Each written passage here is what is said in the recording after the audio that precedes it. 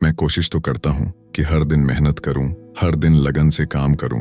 मैं हर दिन कुछ नया भी सीखने की कोशिश करता हूँ, लेकिन जैसे जैसे दिन निकलता है वैसे अंदर से कुछ करने की इच्छा ही नहीं होती। एक गुरु आश्रम में कुछ शिष्यों के साथ रहा करते। एक शिष्य बहुत बुद्धिमान था, जो बाकी शिष्यों से हमेशा आगे रहता। एक दिन आश्रम में नया शिष्य शामिल हुआ और धीरे धीरे ध्यान और तीरंदाजी सीखने लगा। ऐसे ही कुछ महीने निकल गए। एक शाम गुरु ने सभी शिष्यों से कहा कि 3 दिन बाद आप सबकी तीरंदाजी की परीक्षा होगी। जो सबसे अच्छा प्रदर्शन करेगा वो बाकी सबका नायक बनेगा। सभी शिष्य तैयारी में जुट गए। 3 दिन बाद जब परीक्षा हुई तो नया शिष्य प्रथम आया। उसके तीरंदाजी में काफी अच्छे निशाने लगे थे। सब लोगों ने उसके काम की प्रशंसा की, लेकिन नए शिष्य की जीत देखकर पुराने बुद्धिमान शिष्य के मन में शिकायत पैदा होने लगी। उसे लगने लगा कि गुरु नए शिष्य पर ज्यादा ध्यान देते हैं, इसलिए नया शिष्य हम सबसे आगे निकल गया। और सच भी था, गुरु नए शिष्य को दूसरों की अपेक्षा ज्यादा समय देते।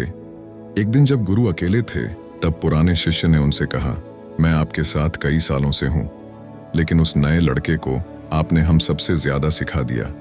गुरु कुछ देर मौन रहे, फिर बोले, तुम पहले एक कहानी सुनो, फिर अपने विवेक से बताना कि गलती कहाँ हो रही है। गर्मियों के दिनों में एक यात्री दूर शहर जा रहा था।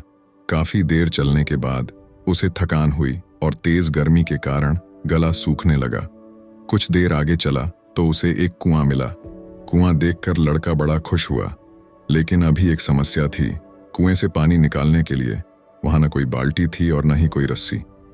लड़के ने थोड़ी देर ढूंढा, फिर इंतजार करता रहा कि आसपास कोई रहने वाले लोग आएंगे पानी भरने के लिए। उनके पास बाल्टी और रस्सी भी होगी तो मुझे पानी मिल जाएगा। लेकिन दोपहर का समय था, कोई नहीं आया।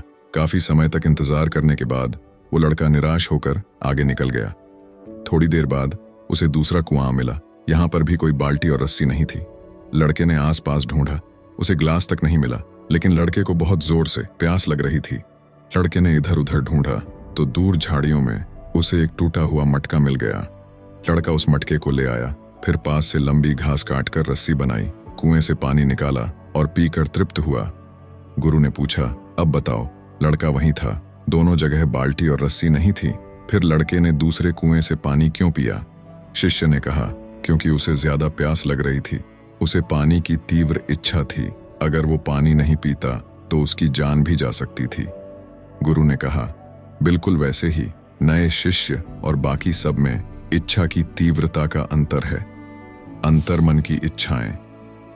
गुरु ने कहा, जो इच्छाएं तुम्हारे अंतर मन में बैठी हैं वही समय आने पर बाहर प्रकट होती हैं, वैसे ही परिणाम तुम्हें मिलते हैं। शिष्य ने कहा, लेकिन यहाँ आश्रम में मेहनत तो हर कोई करता है। गुरु ने कहा, लेकिन हर किसी के अंदर इच्छा अलग है। कोई दुख से बचने के लिए पढ़ता है, कोई दूसरों को दिखाने करने के लिए, और कोई सच में बेहतर बनने के लिए सीखना चाहता है। जैसे उनके मन में अंदर इच्छाएं बैठी हुई है, उसी प्रकार उन्हें परिणाम मिलते हैं। तुम्हारे अंतर मन में क्या चलता है, तुम सच में अंदर से क्या चाहते हो, ये सब तुम अपने पिछले परिणामों में देख सकते हो। शिष्य ने कहा, गुरुजी, मेरा एक प्रश्न है। आपके अनुसार इंसान को वही मिलता है जो वो अंदर से चाहता है, लेकिन ऐसा भी होता है कि इंसान को कुछ नहीं मिलता। विपरीत इच्छाएं। गुरु ने कहा, विपरीत इच्छाओं के कारण कुछ इच्छाएं इंसान को एक दिशा में ले जाती हैं और कुछ इच्छाएं दूसरी दिशा में खींचती हैं। इसके चलते इंसान का मन विचलित होते रहता है और वो एक जगह ही बना रहता है। एक तरफ तुम तीरंदाज बनना चाहते हो और दूसरी तरफ तुम्हें लगता है कि मेहनत में कष्ट है और आराम में सुख है। तुम अंदर ही अंदर सुख चाहते हो और तीसरी तरफ एक जगह ध्यान लगाना तुम्हें कठिन लगता है। तो पहली इच्छा का प्रभाव बाकी 2 इच्छाएं खत्म करती रहती हैं, इसलिए तुम चाहते हुए भी ज्यादा नहीं सीख पाते। शिष्य ने कहा, मेरा एक और सवाल है गुरुजी। ये मुझे स्पष्ट हो चुका है कि अगर मुझे सीखना है तो मुझे अपने अंतर मन में तीव्र इच्छा पैदा करनी होगी। लेकिन हम ये भी पढ़ते हैं कि हमको वैराग्य विकसित करना चाहिए, एक भिक्षु को इच्छा रहित होना चाहिए। ये दोनों बातें तो अलग अलग हैं, इच्छा और आनंद। गुरु ने कहा, इस बात को ऐसे समझो, जब तुम्हारे मन में कोई इच्छा नहीं होती तो मन का अस्तित्व शून्य हो जाता है। इस पल में आनंद अनंत हो जाता है और पूरी कायनात तुम्हारे पीछे चलती है। लेकिन हर किसी के लिए यह स्थिति संभव नहीं है। तो दूसरा तरीका है कि बाकी इच्छाओं को भटकाव मानकर त्यागते जाओ और केवल एक ही इच्छा पैदा करो। एक इच्छा बहुत तीव्र होती है। इस तीव्रता में इंसान बहुत ऊपर उठ जाता है।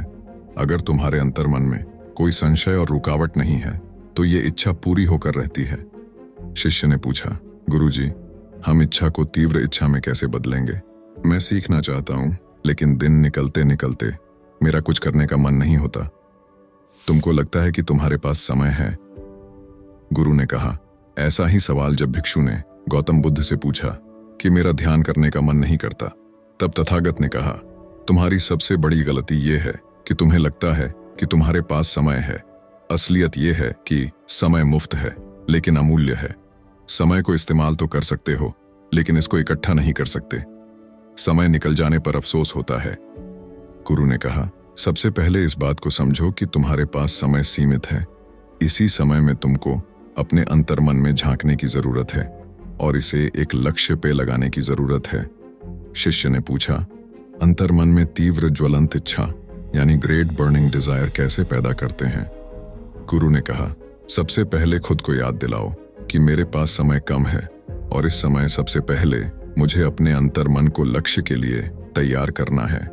अगर मन में विचार आए कि मैं कल कर लूंगा तो सावधान हो जाओ, क्योंकि अंतर्मन के कुछ विचार हैं जो रुकावट पैदा कर रहे हैं। इसलिए सबसे पहले शांत होकर बैठ जाओ, फिर आंख बंद करके अपने लक्ष्य का चित्र देखो। अब खुद को उस लक्ष्य को पूरा करते हुए देखो बिना रुकावट के आपने आसानी से लक्ष्य पूरा कर लिया है।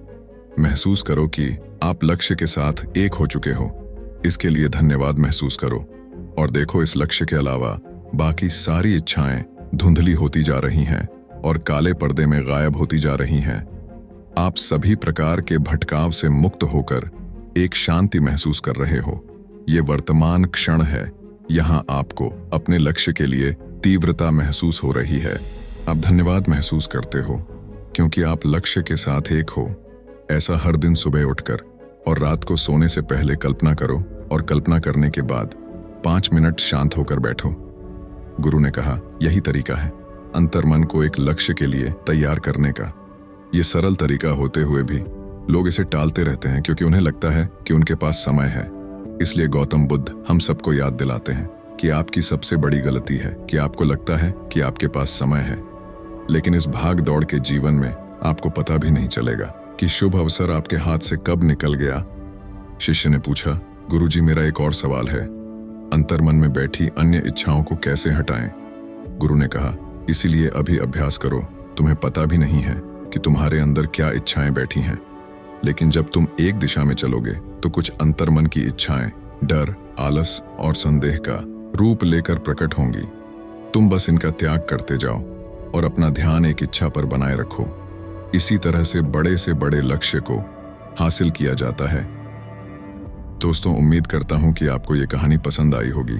आपको इस कहानी से क्या सीखने मिला, हमें कमेंट्स में जरूर बताएं। ऐसी ही और कहानी देखने के लिए पीसफुल कर्मा चैनल को सब्सक्राइब जरूर कर लीजिए और ऐसे ही मुस्कुराते रहिए।